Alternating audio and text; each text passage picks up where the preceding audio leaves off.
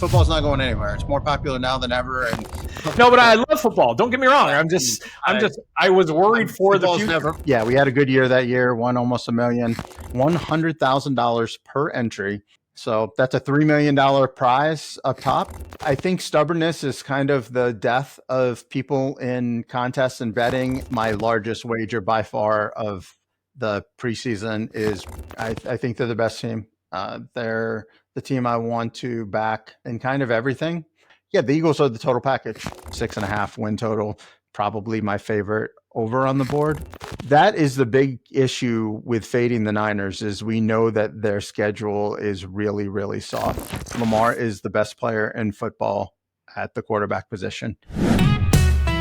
Gamble up, take the risk, roll the dice. Strategy and guts gonna change your life. Poker chips and parlays, the games are set. Adam and ODB, you ain't seen nothing yet. Welcome everybody to Gamble Up, episode 4. We are off and running. I am one of your co-hosts, A. Schwartz, alongside producer extraordinaire Roscoe P. Coltrane. I am a finely tuned ex-high school athlete. And our other co-host, Mr. David Baker, ODB. David, how are you, sir?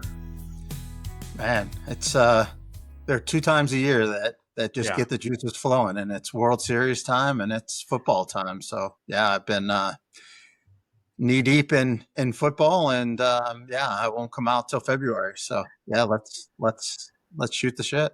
It's interesting, right? You mentioned it, and I was going to say it too. The 2 times a year for a poker player / NFL fan are just before the World Series, as you mentioned, and now, and these worlds collide, and I think we, especially in Vegas now, right? We've got all the different super contests and the Hilton contest, and we'll talk about them coming up, and of course betting on the games, and fantasy football is huge. But just a quick step back, I'm surprised, and I obviously overreacted, but with all the head trauma, the movie that came out, the concussions and all the different stuff that happened, like if you would have asked me 6 or 7 years ago, what's the future for the NFL? I would have been like, our mom's going to put their kids in football. That hasn't happened at all. Football is just incredibly popular still. And I don't see anything changing. Dave, are you surprised at all with all the health stuff, David, that the game is so healthy? Who brought Debbie Downer? I mean, no, but I love football. Don't get me wrong. I was worried for the future. Football's never going anywhere. Just got finished watching the Cowboys documentary on Netflix, it's great. I'm not a Cowboys fan, but just great watching those old clips and how, Aikman doesn't even remember playing in the second half of a football game. I mean, he literally just didn't remember. He went home and he watched the game to see if he won or lost. Crazy. Yeah. So, I mean, whatever. It's what they sign up for. They make millions of dollars and we get to have fun. And, most of them come out all right. And, it's a risk you take in life. Every one of them is willing to, put it on the line for riches and fame and everything. And those who don't, they don't play. But football's not going anywhere. It's more popular now than ever. And the proliferation of fantasy and gambling is at the forefront. That's where I am and we are. And I assume most of our audience is. They want to bet the games. They want to talk about the games. They want to do fantasy stuff. And I've kind of seen a big change over the last number of years. I've been doing fantasy football since I was a small kid. I mean, my first team I remember ever drafting, before stacks and all that stuff became popular in fantasy football, I was like an original stacker. I remember I stacked the Buffalo Bills. I had on my fantasy team, I had Jim Kelly, Andre Reed, Thurman Thomas, and the kicker, Steve not Largent, he's the receiver, but whatever his name was. Scott Norwood. Maybe it was, and I think it was the guy before him anyway. But anyway, regardless, I've been doing this stuff for my whole life, and I'm not stopping. I do more and more every year. This year, I'll be definitely setting an all-time high as far as amount and number of pure volume things that I'm doing. So, it's I absolutely love it. And I think most of our audience does too. And that's kind of the genesis of this podcast is, you and I have talked, the last, number of years during football season, especially last year, the last probably 8-10 weeks. I'm big on social media, calling out bad coaching decisions, bad quarterback play, bad GM moves, like things like that. And it's kind of just like the genesis of it all, kind of trying to find a place that I can kind of eloquently or try to describe, how people who are on the smarter side of things kind of think about the game. I'm definitely by no means a GM or a coach or even a super sharp bettor, but I do have a good macro view of all of it. And I do look at things kind of pragmatically. And so, yeah, I think this is kind of what we wanted, was just kind of an opportunity and a space to be able to do this. And I think we'll probably come to you guys, once a week or once every 2 weeks. We'll kind of see how it goes during the season, but kind of more talking about, behind the scenes of what I'm doing and just sports betting in general with football, but then also just kind of like detailing some of the things that, we just find rather humorous about coaching or quarterbacking or GM or whatever. And to be specific, those things are in terrible clock management, horrendous decisions in the moment, in $1 billion. Each of these teams is worth billions of dollars every year. I can't figure out why they're so bad. I think that's where we sort of bonded to, and we'll talk more about that. All right, enough of that, though. We'll get to some of the dumb decisions in game as we go throughout the season and have some fun with that. But first, we're a new podcast. So what we need out there, we need the cooperation from you guys. I know all the YouTubers say smash the like, hit the subscribe, but we really need it, guys. Help us out. Retweet one of Ross's tweets about the show. Tell a friend who likes to gamble that we're doing the podcast, and maybe they'll download it and become a new listener for us. So please do that. And let's get on to some of the stuff you're talking about earlier, David. So you're winding up for the season. You got tons of action. We'll talk a little bit about the Super Contest, but back in 2020, I believe, you and Mark Gregorich won the Hilton Super Contest for, what was it, 300,000 or 400,000 or something like that? Or was it? Yeah, I don't remember the exact amount, but 400 and change. And then we won one of the quarters, which was like 100,000 or something. And then we came in second in the Circa pick contest. And we had a good year that year, won almost $1 million. And back again to compete in all the different contests this year. This year, I have so much going on, so much action.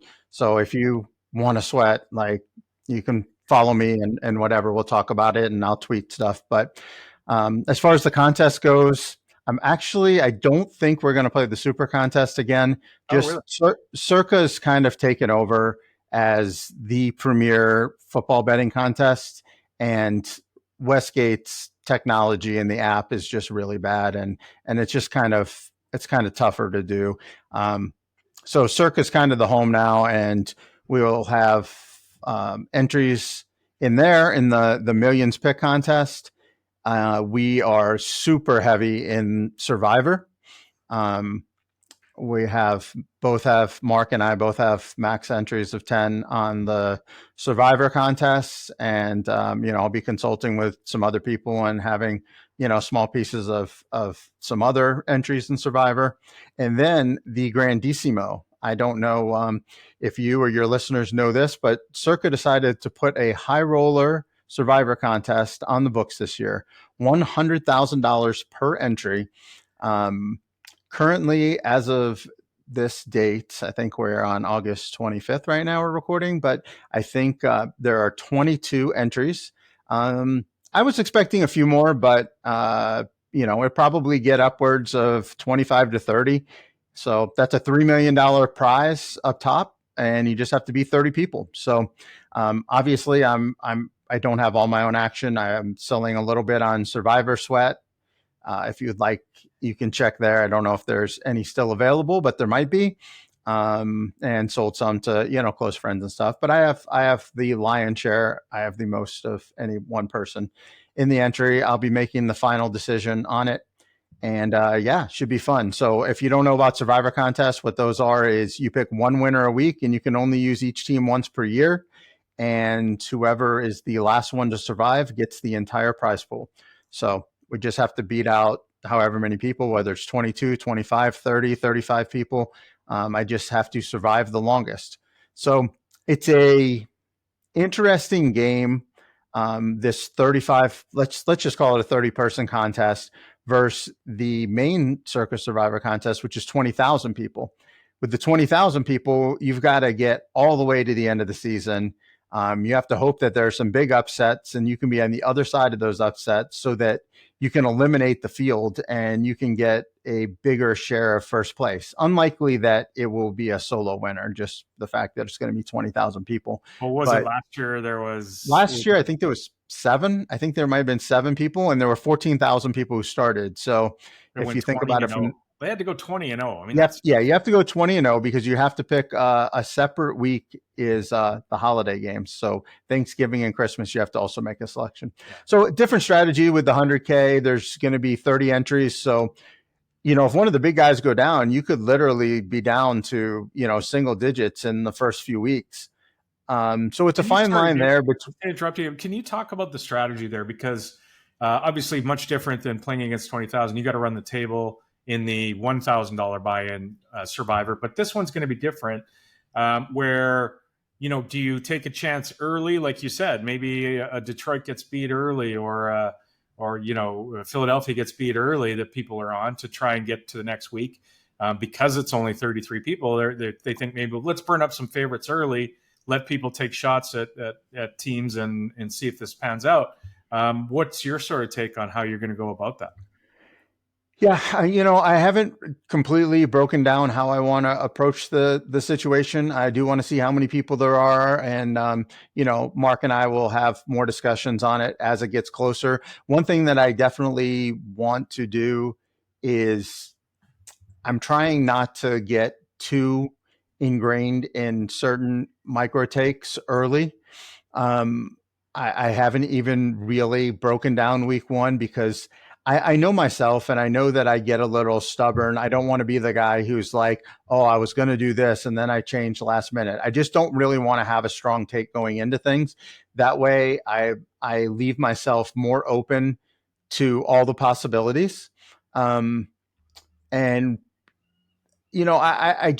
think stubbornness is kind of the death of people in contests and betting and everything.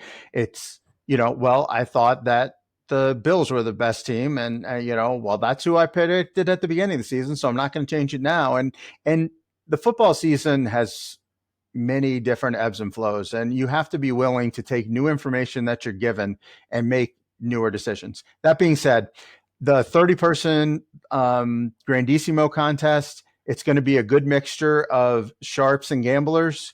So I have to really kind of think about it logically and see how the first couple weeks go and think, are there going to be so many people that are going to be trying to go contrarian that actually the contrarian play is playing the most favored team? It's a lot easier to move the percentages by just a few people than it is in the 20,000 person.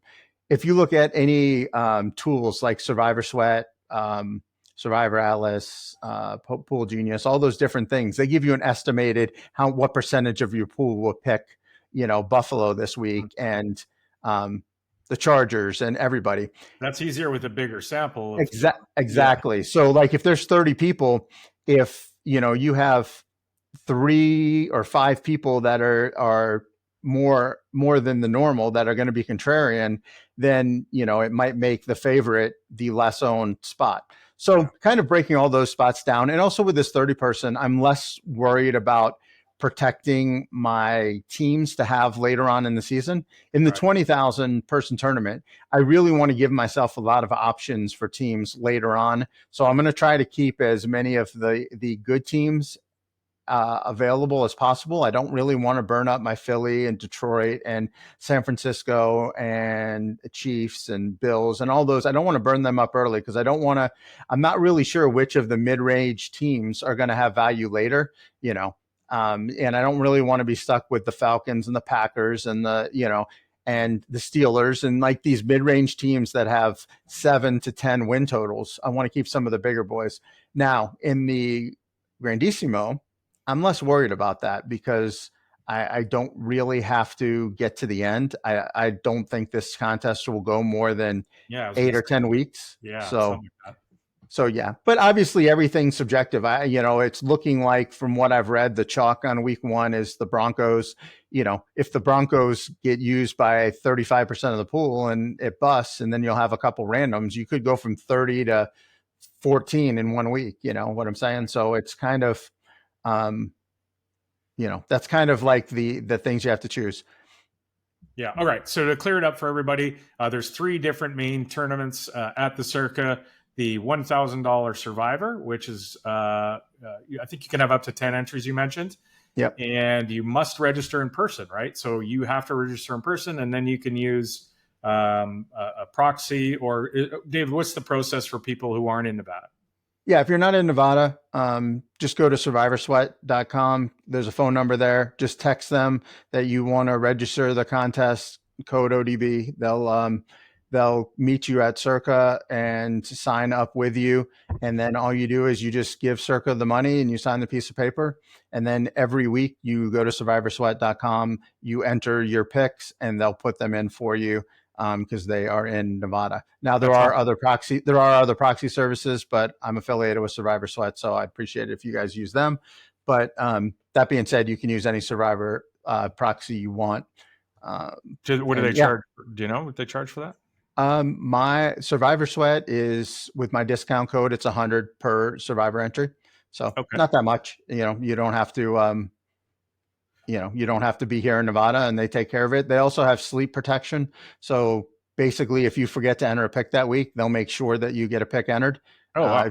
If you do it yourself and some other proxies, if you don't get a pick in, they can't get hold of you. Like they'll just sleep it, and then you're just automatically out. So that's a benefit. Survivorsweat.com. I'm guessing your ODB is the code. I'm going to go ahead and get code ODB. All you have to do is just text them and nice. Just tell them that they're all down there. They're down there. You can also just show up. If you show up to Survivor Sweat and go to if you show up to Circa and go to the Survivor Sweat table, they can register you.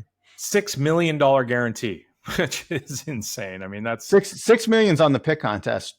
15 million on the Survivor. Sorry, 15 million. Yeah. So, and the pick contest. So that's the other. So we talked about the Survivor, the 1K, the 100K Survivor that you're the Grandissimo that you're in, and then the pick contest, which is $1,000 as well. 10 entries, max of 5, I believe, in the pick contest. So, which is obviously the one that you and Mark won, or at the Hilton, but still same format. Again, you must register in person, right? Yeah, same thing. And there's a proxy for those too. I think the price is a little bit more on those. Those are more labor intensive for the proxy. They have to pick the 5 picks. But regardless, that's kind of that's everything going on contest wise. Gotcha. We also I'm in some very high stakes fantasy football leagues. So actually have a draft. My first draft is tonight, and I have multiple ones throughout the week. Nice. So they keeper leagues? Are they 1-year leagues? What are you generally in? I have one keeper league with some good poker players: Bryce Yockey, Phil Huey, Chris Brewer, Wasserson, some guys like that.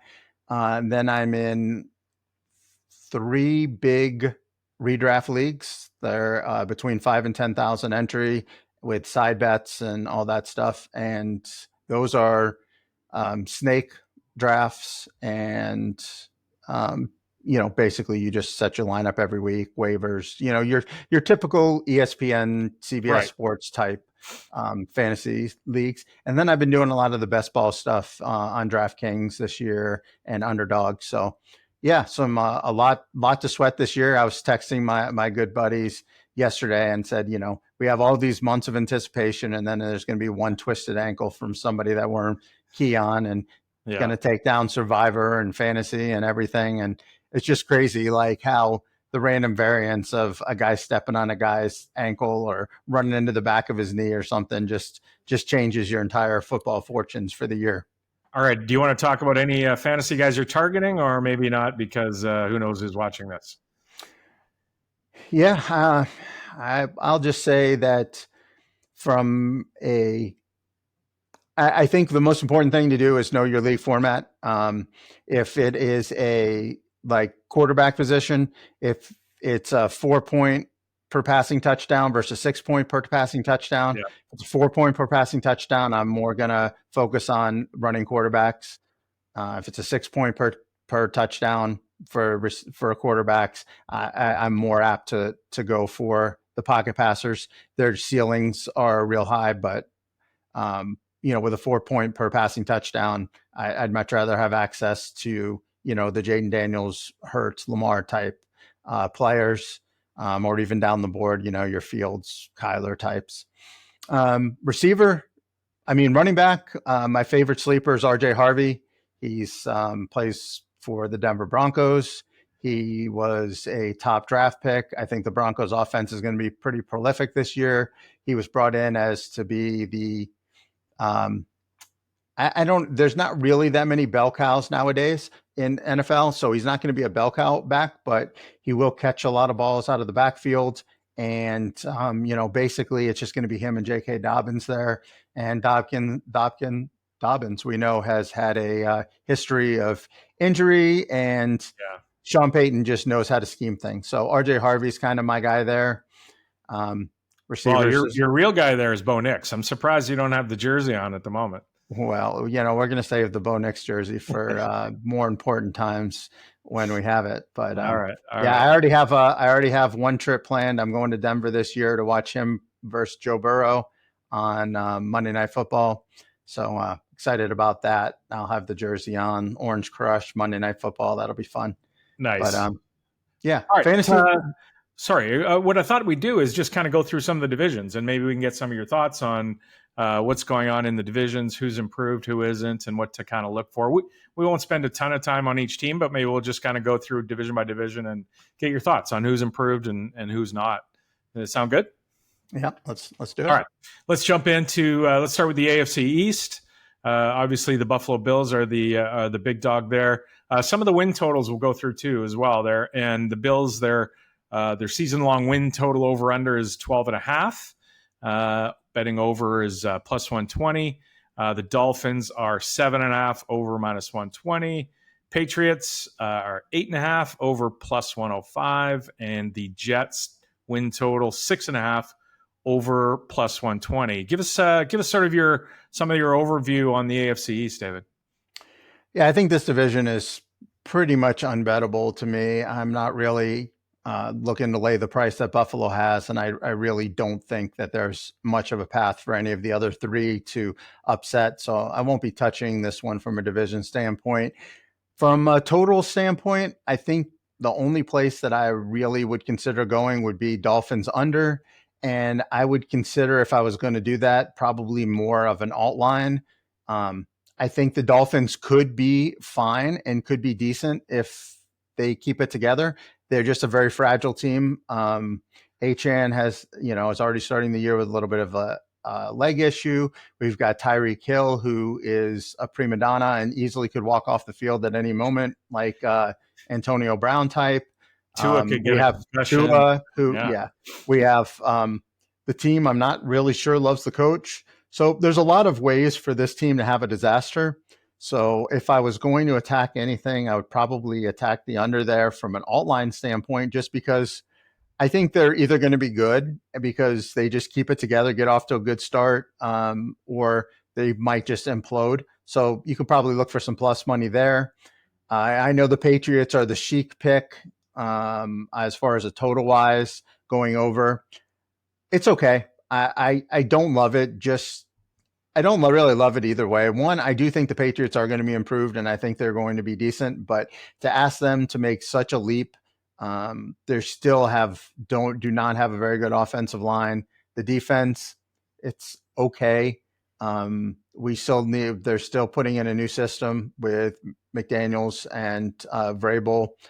with May. I do like May, but I'm just unsure. So I don't really have enough conviction to play them over 9. And the division is so weak with the Jets and the Dolphins that I really don't feel comfortable laying the under there either.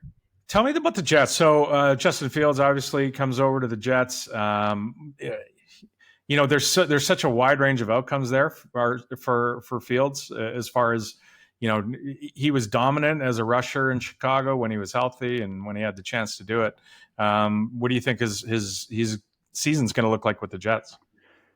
Well, I do like Fields on a fantasy perspective. I think that he does have a nice floor with his rushing, and I don't really see, they don't have the young quarterback there that they're going to be, that the crowd and media is going to try to be getting in there. So I think they're going to give Fields the season. And I kind of like Garrett Wilson too. I know that a lot of the experts don't really like Garrett Wilson because they don't really trust Fields. But the way I look at it is Fields has been decent for fantasy players in the past. He was pretty good for DJ Moore his last year in Chicago.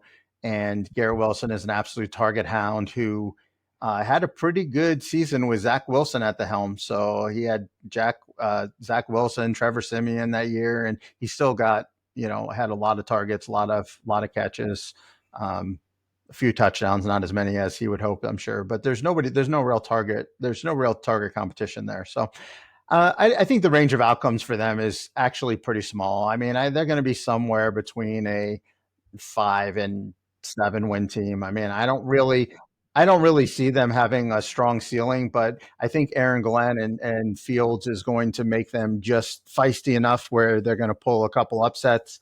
But I don't really see there being a big range of outcomes there. I think they're just kind of going to be what they are. They're going to be a team that's going to not make the playoffs and, piss off a couple people when they beat them. That's kind of basically it. Yeah. So the Bills dominate the AFC East likely. All right, let's move on to the AFC North. We have another powerhouse team here in the Ravens, obviously. 11.5 is their win total, over -115. We have the Bengals at a 9.5 total, under a 120. Steelers 8.5, and the Browns at 5.5. Well, let's go through the division here, team by team. Give us your Ravens takes. My take on the Ravens is they're the best team in the NFL. Wow. I think they're the best team. They're the team I want to back in kind of everything. I'm a little concerned their schedule is super tough, but I just think they're the best team. So I'll be looking to fire on Ravens throughout the year in individual games, contests, things like that. They also have a tendency to be able to really wring the necks of the team they're playing. Lamar will have one stupid game where he'll lose like he did to the Raiders last year. Yeah. But for the most part, like when they beat teams, they beat them. So I don't mind laying numbers with the Ravens. I will have some sort of Ravens action. I'm not sure how I'm going to have it, whether it's going to be Super Bowl, AFC, division. I may just wait and kind of see how the year progresses, but I'm definitely a bull on the Ravens. Moving on to the Bengals. Give us your take there. Is Yeah, Burrow going to have the year? I don't know. I mean, I love Burrow. I love the offensive pieces, but the offensive line is a disaster. And, that kind of worries me some for Burrow's longevity. The defense, they just signed Trey Hendrickson today. So that's a big benefit for them to get him back in the fold there. But the defense is bad. New system, probably the worst defense in the NFL. I'm just kind of neutral on. I'm neutral on the Bengals. I think they're going to be good. I'm going to play them for sure, but I don't think they will contend. I don't think they will be like the Ravens this year. That doesn't mean they won't beat the Ravens once. I just think overall they're not as strong. Yeah, I'm not following it as closely as you are, but even I have seen clips of Joe Burrow getting blown up in preseason games because that offensive line's just letting anybody through. They can score, right? They can outscore teams too. Like they can, Burrow all the weapons he has. They're definitely going to be good, and they're going to contend for a playoff spot. I just don't put them in the Ravens class, and it worries me having season exposure to a team where Joe Burrow is just one shot away from basically derailing the season. And the offensive line is kind of rough, but I definitely will be backing the Bengals some. But I think my favorite bet in this entire division is the Steelers under. I do not believe in Aaron Rodgers. I do not believe in their weapons. The Tomlin voodoo, I mean, okay, whatever. That's might be good for something, but other than the Browns in the division, like they're not going to beat the Bengals. They're not going to beat the Ravens. And I mean, are they that much better than the Browns anyway? They don't really have any weapons on offense. The coaching staff, I don't think any of us really like Arthur Smith. From a scheme standpoint, Aaron Rodgers is old, brittle, and I don't know what he has left in the tank. The defense is strong, but look, this is year 2025. We're playing offense. You need to score in the NFL. So I really don't see a path for them hitting this over. That's kind of my favorite take. It might be my favorite win total on the board, honestly, is under Steelers. Yeah, you wonder how much of that is like the Tomlin never had a losing season, so everybody's just afraid to bet under it, on that angle. But you're not a DK Metcalf fan at all? I mean, he's fine, but he's not the number one target hound that people want him to be. I just don't think he's that much. And when your second receiver is Calvin Austin and Jonnu Smith, they brought in a rookie running back in Caleb Johnson, who's just he seems to be very poor to start with in pass protection, which that's not going to go over well with Aaron Rodgers. So I really just don't see a path to them scoring a lot of points. And I'm really not interested in backing a team to win more than half of its football games if they don't have a path to winning in multiple ways. You said it's 2025 and somehow Joe Flacco is still a quarterback in the NFL. It's amazing that that's the case in Cleveland. Do you see either Gabriel or Sanders taking over here at some point? I would imagine that's got to happen. Yeah, I mean they're both going to get their shot back there. I'm out on the Browns. I would back the under if anything, but just probably a no play for me. But they're not beating the Ravens and the Bengals, so that's a clear 0-4 start to not to the season, but just to their breaking down their schedule. I can't imagine they're going to be favored in any football game they play. So, I'm out on the Browns. It's a team I'll be looking to fade in fantasy. It's a team I'll be looking to fade in Survivor. Just out. All right, out on the Browns. All right, let's move to the South. We've got the Texans. Their total is 9.5. The Jaguars 7.5. Colts 7.5, and Titans 5.5. So a little bit of a weaker division there. The Texans. How do you see them running out this year? Well, I was a big CJ bull last year. I was very high on the Texans. Their opportunity last year, I thought they kind of let slip by the wayside. Very bad play calling, very bad offensive line, very stupid offensive line mistakes. They shipped out Larry Tunzel and brought in basically a whole reworked offensive line. Not getting a whole lot of great rave reviews from everything that I'm seeing. They have no running game whatsoever, and they don't have an offensive line. And I'm a little worried about CJ from that aspect. I do like CJ. I do like his receivers. Nico, obviously, one of my favorite in the NFL. I think he's absolutely amazing. The defense is fantastic, great defense, but I'm a big proponent of line play. That's the first thing I look at when I'm handicapping for the week is how the lines are going to hold up. I think the defense is going to be good, but I'm really hesitant to be on them with this offensive line situation. So I think they're basically even money to win the division. I would probably just, if I was going to do anything, I would just probably bet the no on that. I do think the Jags and the Colts are both interesting. I think they both have semi-innovative coaches. I mean, Cohen for the Jags definitely is great. Steichen, jury's still out. I think Danny Dimes and Trevor Lawrence are better than people want to give them credit for. I know that the general fan and a lot of media doesn't really like either of those guys. I'm not saying that Danny Dimes is a all pro or anything, but I think he's good enough that with good weapons, which the Colts have, they can be decent. The Jags, I love their weapons. I love Trev. The defense is obviously the question mark with the Jags, but I think both of these teams could pose problems to the Texans. So I'm not really sure which one I like in that arena. So I probably would just bet no on Texans and give myself both those outs. I don't really see Tennessee contending this year. Cam Ward's nice, but let me see him in the NFL first. There's a lot of holes in that Tennessee locker room. So I think that if you wanted to pick one of the Jags or Colts to get a nice plus money line, I think they're both somewhere around 300 to win the division. So you can get, I think, over 300 for both, between 3 and 350. So, choose your weapon, Trev or Danny Dimes. I would probably lean more towards the Jags just because I like Trev a little more and I like Liam Cohen a little bit more.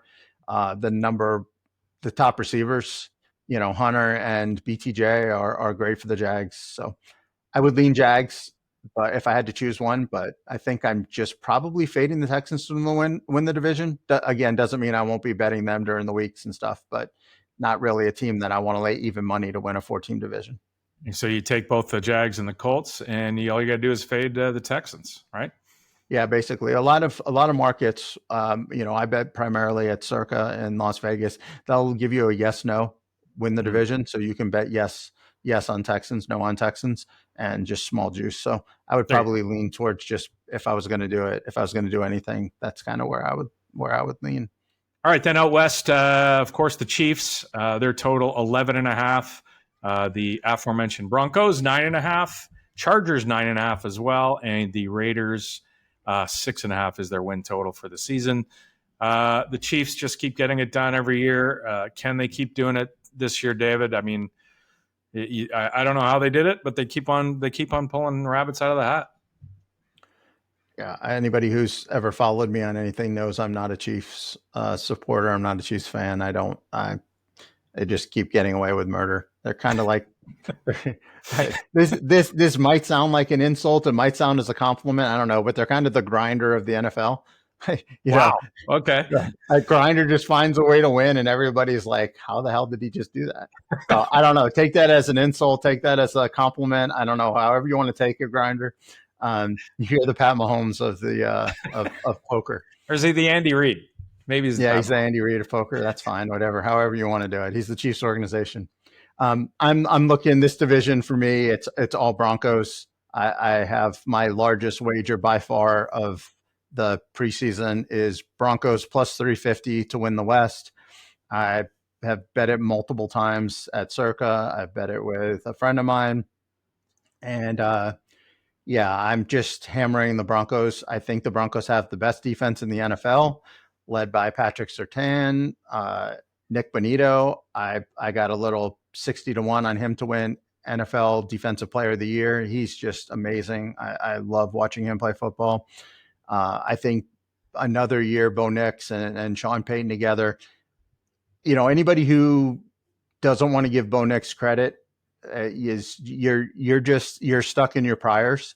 If you look at especially the second half of the season last year, how good he was, how much he improved over the year, his football IQ is really, really strong. Those who don't know his background, his dad was quarterback of Auburn the year that I was there. When I was in school, and he's an Auburn legend, and he went on to play football at Auburn. So he's basically grown up, obviously not with Manning and his genes or whatever, but he's had a top quarterback mind talking to him since he was a kid. Like he's done nothing but he's been bred for this.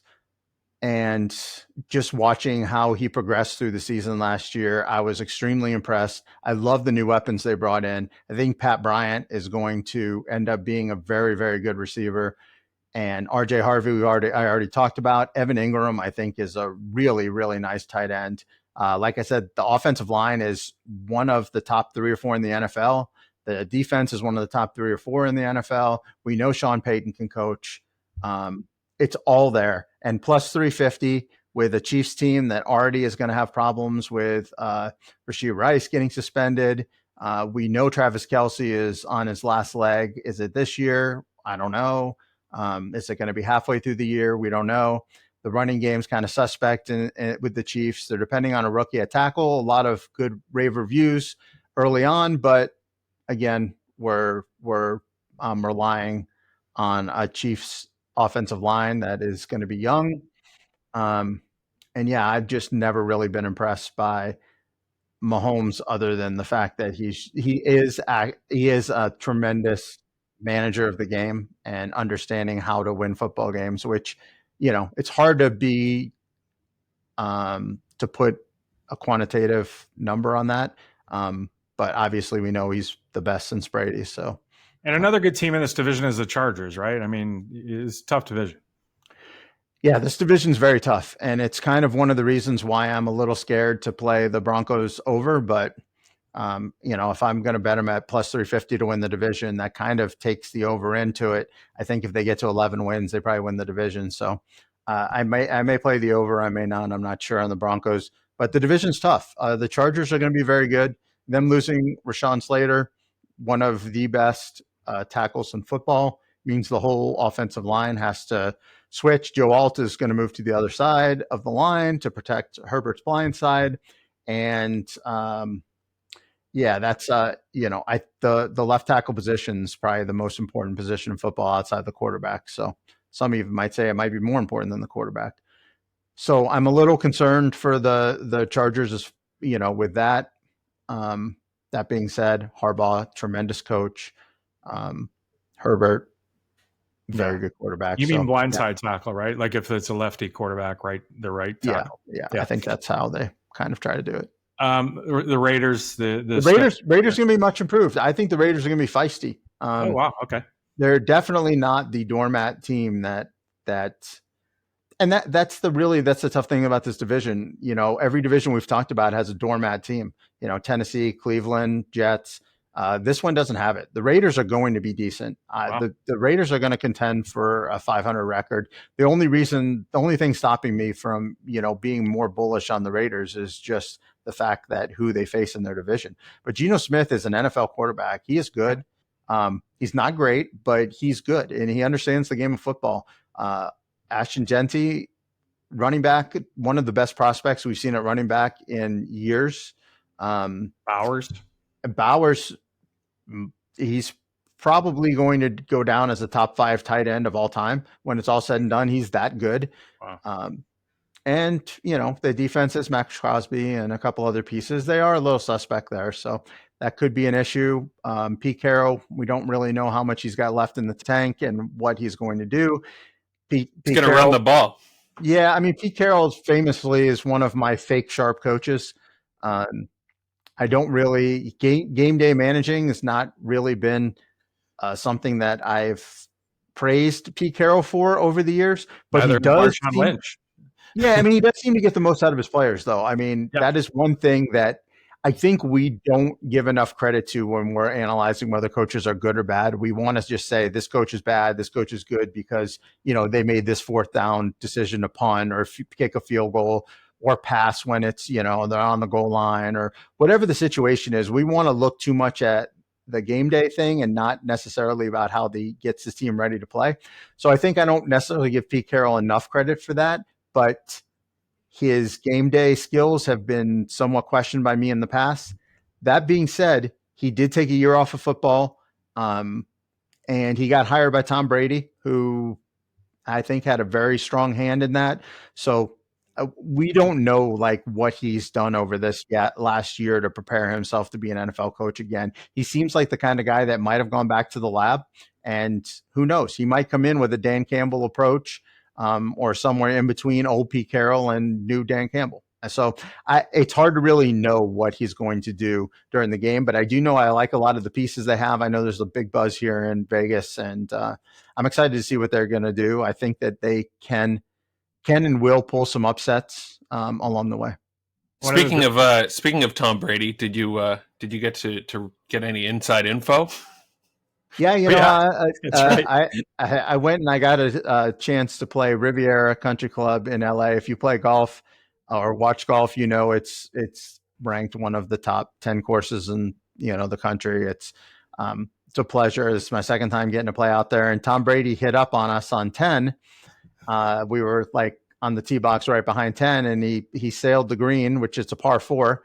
He sailed the green and was kind of in between our tee box and the hole. So he came over and we went and helped him find his golf ball and, got a picture with Tom Brady, who's my favorite athlete of all time. So it was pretty great moment for me. Oh yeah. I just gushed all over. I'm not a starstruck person at all.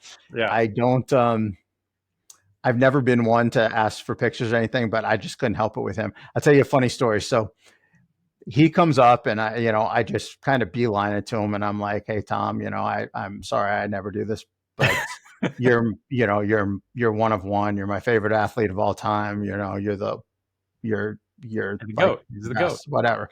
And he was like, "Oh man, thanks." And shook his hand and all that. And then this guy that I was playing with came over and he's like, "Tom, you mind if we take a picture? Can we take a picture?" And he really didn't want to, but he was like, "Oh yeah, sure. I got to hit this chip shot over here. What are you talking about?" Yeah, I mean, we were going to let him play through, so he kind of had no choice. So anyway, so I ran back to my car to get my phone, and I come, and Tom's playing with somebody.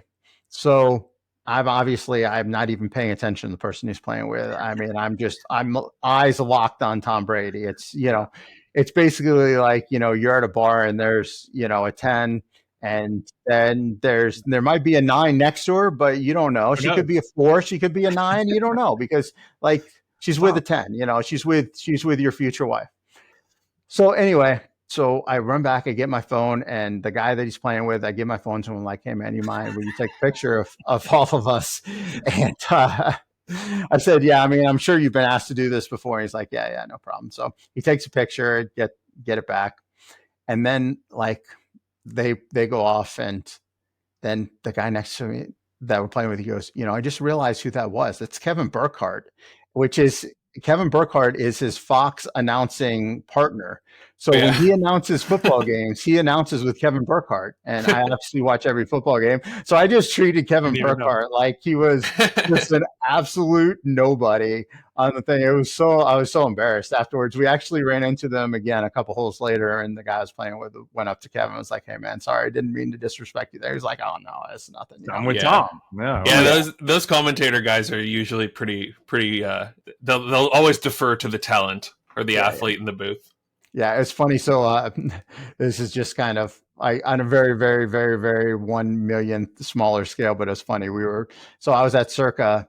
Mark, Greg Rich and I were at Circa, and we were registering for our Survivor picks and all that stuff. And I have some quote unquote fans that follow the contests and all that stuff. And one of them came up to me and was talking to me and doing kind of good fan stuff, whatever, just fan of yours, whatever, follow your content, blah blah blah. And then he was like, "Do you have any help with your picks or do anything?" I was like, "Well, I do. Mark's my partner here, and we kind of talk about stuff together." He's like, "Oh, okay." And then we went back to talking, and then he left. And the guy and Mark looks at me, he goes, "It's okay. I'll be your Kevin Burkhardt."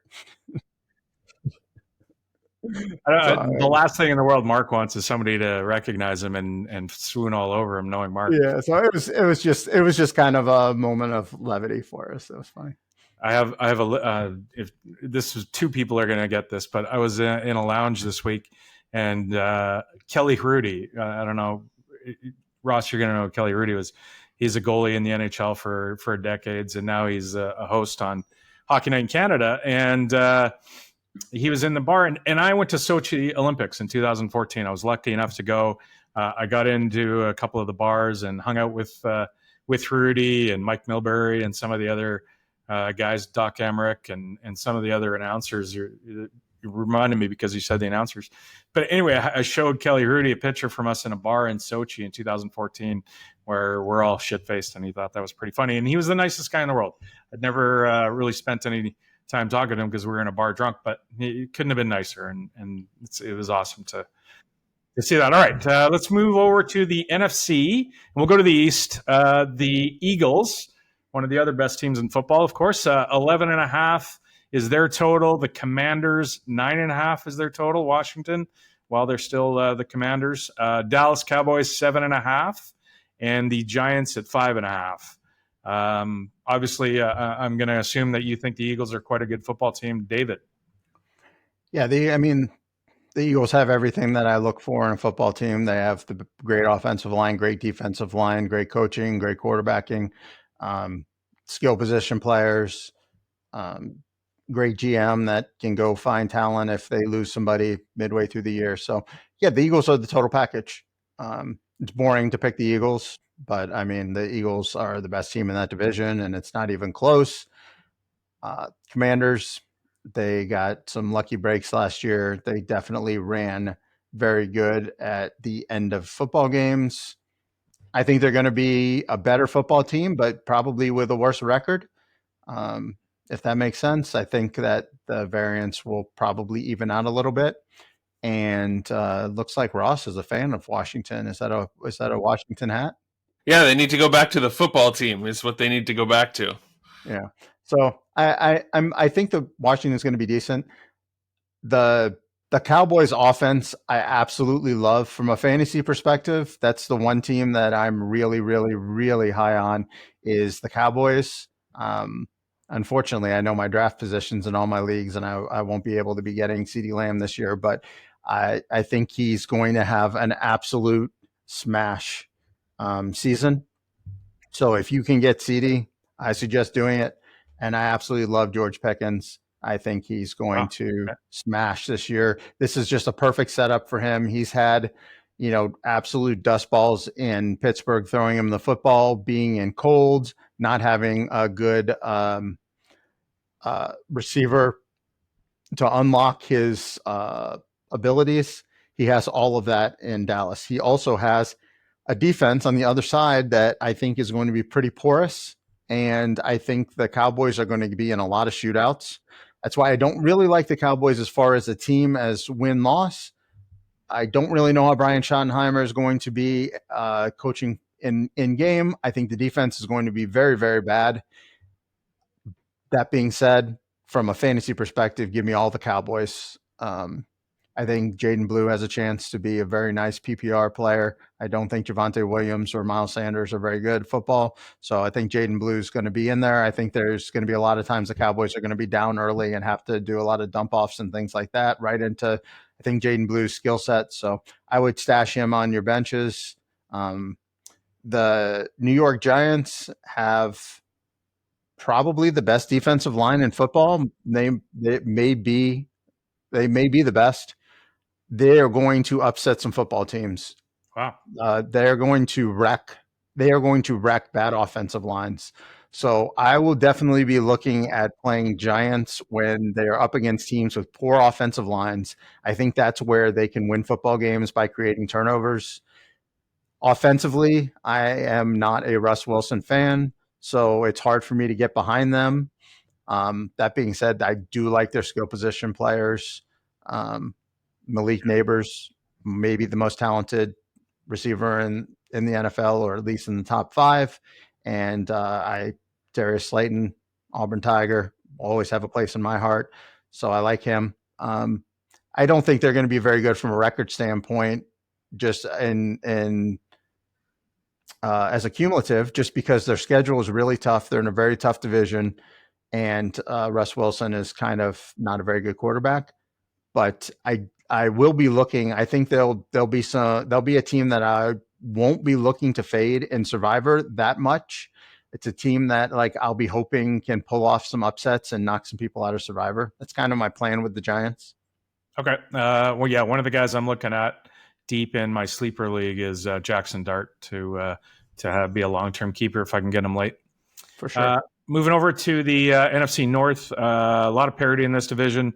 The Lions 10.5 is their total. Packers 9.5. The Bears 8.5, and the Vikings 9.5. So, bunch of good teams here.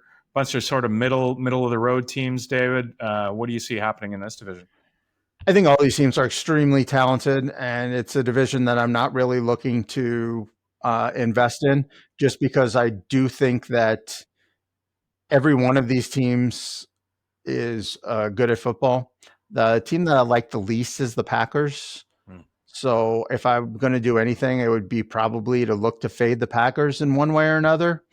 I think the Lions are a better football team, but they have a very, very, very difficult schedule, and they lost both coordinators to head coaching jobs. So we don't really know how that's going to play out. The Vikings, they have a rookie quarterback, but I think he's going to be fine.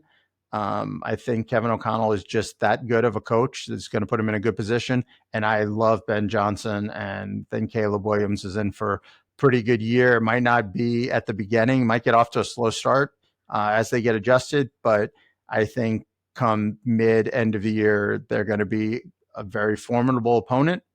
So really the only team I'm just not as high on Jordan Love as a lot of media people are. So the Packers are the one team that I don't like based on their price. They're kind of their second favorite to the Lions. So if I was going to do something, I would probably be looking, down the board in this division, just because it is so competitive. I wouldn't want to lay such a small price with the Lions, and I don't really like the Packers.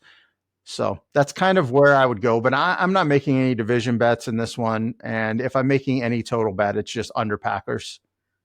Any fantasy stuff here? Some sleepers, or how do you see Justin Jefferson? I would say that I like Jordan Addison. Yeah, I think you're going to get a nice little discount on him because he's suspended for the first 3 weeks. I think that you're going to get enough production out of him. The target tree there is just so small. It's Justin Jefferson, him, and Hockenson, and there really is nothing else. We know that Kevin O'Connell can scheme things open, and we know Jordan Addison's a hell of an athlete, and we're getting such a discount because he's suspended. I think that he would really go probably in the 40s, and now he's going in the late 70s or 80s probably. So I like Addison a lot. I think Colson Loveland is a nice back of the tight end board dart throw with the Bears. He was the 10th overall pick by the Bears. And Ben Johnson, it was his first NFL draft pick. So I think that you can look for them to find ways to get him involved via, same as he did with Sam Laporta. So I like Colson Loveland a lot. But anybody in this division is real strong. I think Jameson Williams, super strong picks, right in that range with Pickens. Those are my two favorite guys there in that receiver tier. So I think that he's going to have a good year as well. Do you, follow any of the like mid-season win totals? Do you ever bet on those as they kind of develop? There are times where I will do things mid-season, but it's normally not like win totals. More what I'll do is I'll just take shots on teams to win the division. Especially I'm pretty good at like looking at the schedule and kind of seeing how I think things have broken, as far as a lot of times these money lines are based on kind of where they are at that time, based on projection, based on priors, and they get adjusted. Whereas a lot of times they might have already faced their 3 toughest opponents, or they might have their 3 toughest opponents coming up, or something like that, or the competition that they're up against, that they might have a schedule bias. So that's kind of what I'll look at, and I'm sure we'll pinpoint things as the year goes on, and we'll take a look at those and maybe take a couple of stabs here and there.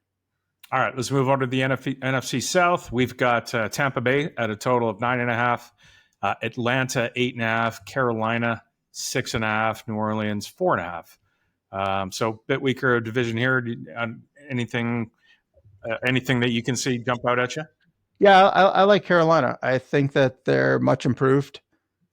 They showed a lot of signs to the end of last year, and we're kind of looking in this business of kind of forecasting teams that end strong and build a strong base, to kind of make that next step. And I think Carolina is kind of ready to make that step. They have a nice price to win the division. I'm not sure if I can get totally there, but if you're one of those people that likes to bet, higher odd things, I think they're somewhere in the 450 range to win the division. The Bucs, Tristan Wirfs is not doing very well. He's their best offensive lineman, and as I've mentioned multiple times on this show, offensive line is something that I look at heavily. So I think they're vulnerable. So I would probably be looking to get plus money on Atlanta or Carolina. I think Carolina, 6.5 win total, probably my favorite over on the board. Okay. So yeah, I think Carolina is a strong contender to make a push towards a winning season. And, that's 9 wins. So like we're already clearing that by 2.5. So if we're in that hunt for 500, and I think they can easily get to that hunt for 500, especially they should have 2 pretty gimme games versus the Saints. And I think they probably should be able to split with, Bucs and Falcons at home. So that's probably 3.5 to 4 wins in division for them. So they only have to come up with another, couple wins outside of division. There's a lot of talk that Baker ran hot last year. Can he keep it going this year? Fantasy wise, what do you think of Mayfield? Yeah, he's not really a guy I target. I'll be honest, just not really. All props to him. He was great last year, and he got the job done. And I'm just not really looking for a pure pocket passer that is dependent on a 32-year-old number 1 receiver, another one coming off of ankle and leg breakage, and another one being a rookie. I mean, do I like each of those guys on their own? Yes. Ibuka, all signs to the moon for this guy, and Evans, absolute baller. But look, it's a very fragile build. There's a lot of things that can go wrong, and especially when you don't have your top offensive lineman. I think another team that has run on the plus side of variance. So, just flip a couple of those games from wins to losses, and, you're back at a team that's not much better than the Panthers, and you're getting a 3-win discount on them. So Bijan fell to me, and I had to take him. So I'm hoping for the Falcons to hand him the rock a whole bunch of times this year. I love Bijan. Bijan's great football player. We'll see how that goes. All right, heading over to the West, the 49ers win total 10.5 after winning not near that many games last year. The Rams 9.5 total, Seahawks 8.5, and the Cardinals 8.5. We got a dogfight in this division. Wow, the Seahawks are up to 8.5. Huh? I've always seen 7.5. So you're probably getting plus money on that one. Yeah, I would plus assume. 120 over. Yeah. Yeah. So this is probably the most competitive top to bottom division in football.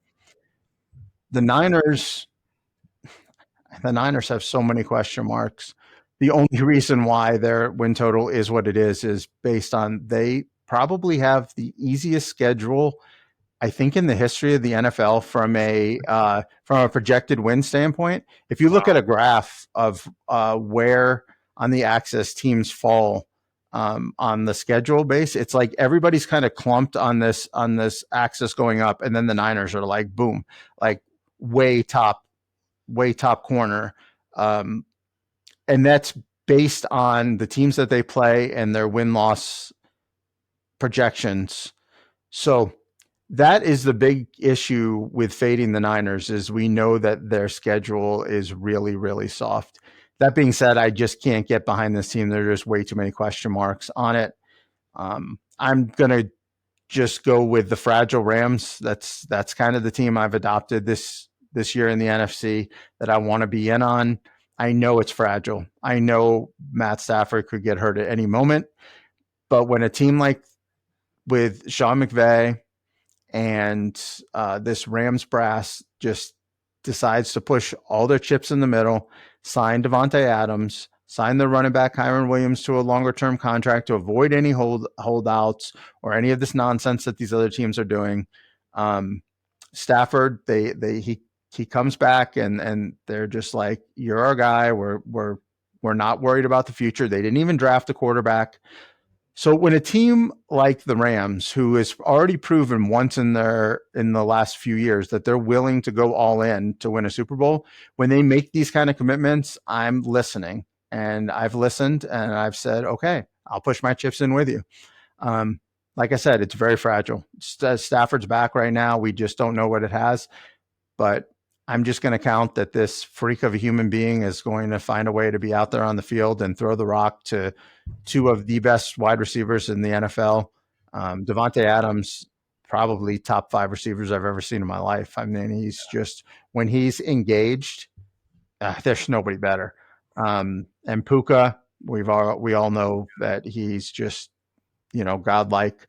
The defense, really strong. A couple of young stars on that defense.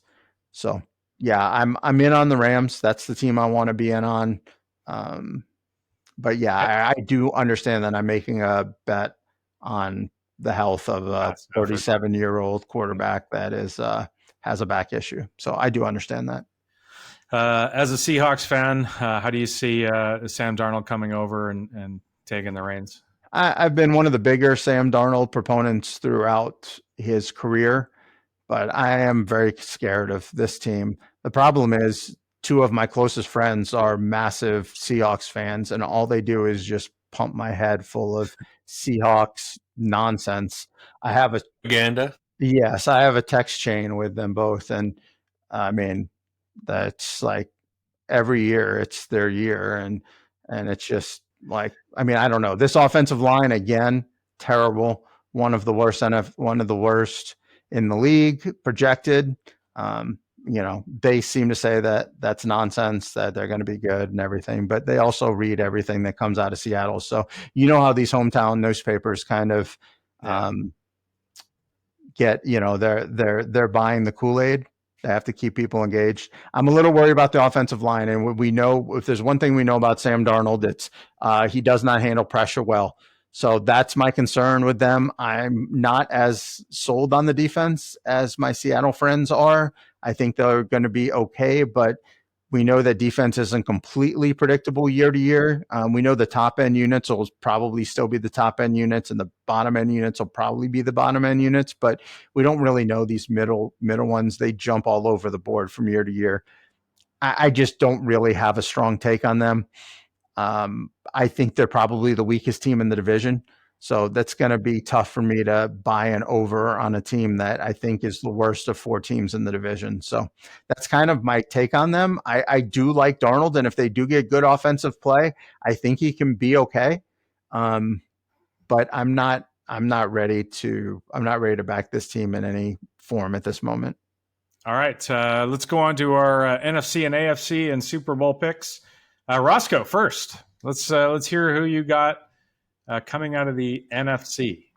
Oh, I was not prepared for this. Okay, well, I'll give you a minute. I'll come back to you. I'll do mine first. I get the Eagles coming in out of the NFC, and I've got the Bills coming out of the AFC, with the Bills finally winning the Super Bowl. David, who have you got? I am going to take the Baltimore Ravens to dethrone the Kansas City Chiefs in the AFC. Lamar will finally get over this hurdle and get his team to the Super Bowl. And I am going to take the ultra fragile Los Angeles Rams to beat probably the Eagles, maybe the Lions. I'm not really sure who they're going to beat in the NFC Championship, but I'm going to take the Rams. I don't know how they're going to do it. I don't know how they're going to stay healthy, but I just feel like Stafford's last hurrah, and we're going to have a Ravens-Rams Super Bowl, and Lamar gets it done. This is the Lamar coronation. I think Lamar is the best player in football at the quarterback position. Yeah. Well, I mean, anybody who is a Mahomes stan will argue so. And a Josh Allen, and Burrow. There's 4 guys that people will go to war. And the funny thing about it is, I always thought Lamar was the worst of these 4, and I was never a believer in Lamar. And last year, he just sold me. I'm in, and I'm trying to adopt a rule of don't be stubborn and don't let your priors get in the way. I thought Lamar was not going to be an NFL quarterback that was very successful. I thought he was a running back that, could manage to have some highlight reels, but not get it done. but he has convinced me. And rule of don't be stubborn. I'm not going to be stubborn, and I'm going to listen to what my eyes say now, not to what they said 5 years ago.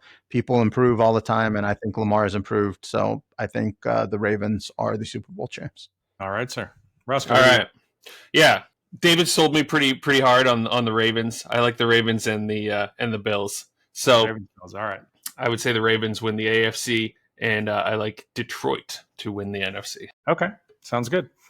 All right, fellas. Thanks again.